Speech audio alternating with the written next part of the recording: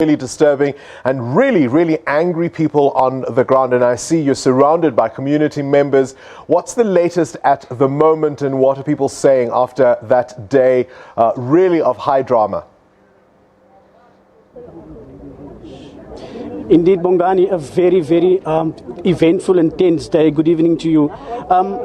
At the moment, it is pretty calm in the city centre side, also here in Galashiwe, where I am, where the community have gathered at a square here, where they have reconvened again to speak about the way forward. Now, the mayor didn't say what the community wanted to hear.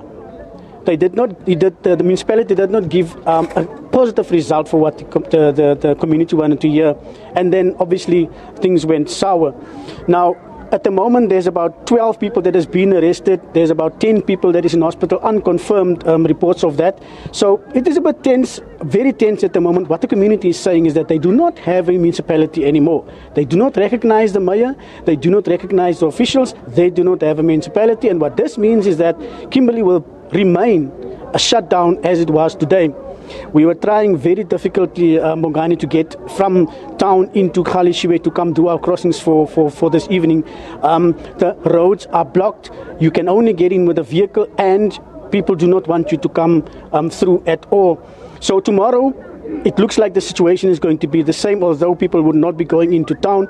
But this area here will be blocked off, and people will not be able to go to work. And that has got a very serious for the community. It's got a serious impact on the community, economy. Sorry, Bongani, of the area. Back to you in the studio. Keith, I see you gathered, of course, by you're surrounded by community members. You've got residents. Anybody you want to talk to right there to just get a sense of how people are feeling at this stage? It's been a day of high drama. I imagine the emotions are still very high. I've got a community leader here that has been standing with the community from the first march. It was peaceful. This one that was planned to be peaceful, it all went haywire, and the community is upset about how this day turned out, which was supposed to be finished. The whole proceedings were supposed to be finished by 12 o'clock. It did not happen.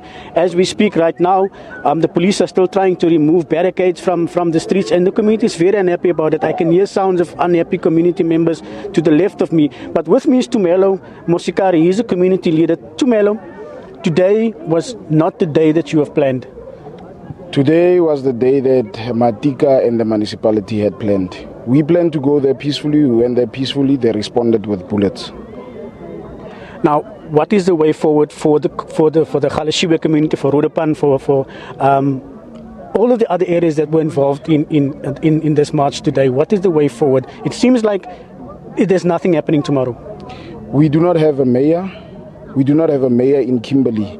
The people shall govern until the mayor officially steps down, until the municipal manager and the CFO step down. We are taking control of Kimberley. The police must know that we are not fighting them. It's not about them. If they shoot at us, people will respond, obviously. But we're not fighting the police. And if they are bought to fight us, then the people will respond in kind.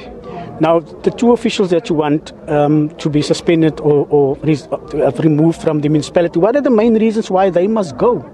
The two officials introduced the 260 without consulting the community.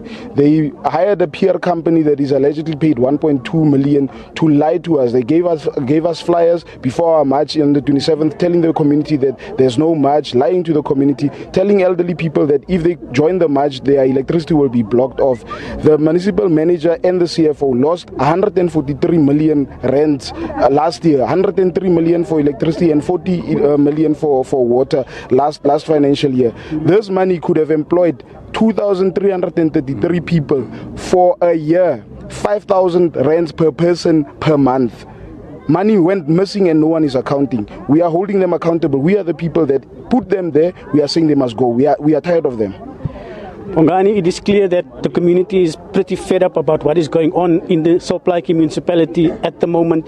There's many other things that the community members have been speaking to me about, like sewage that are all over the place, that development roads that are full of potholes, and nothing is happening.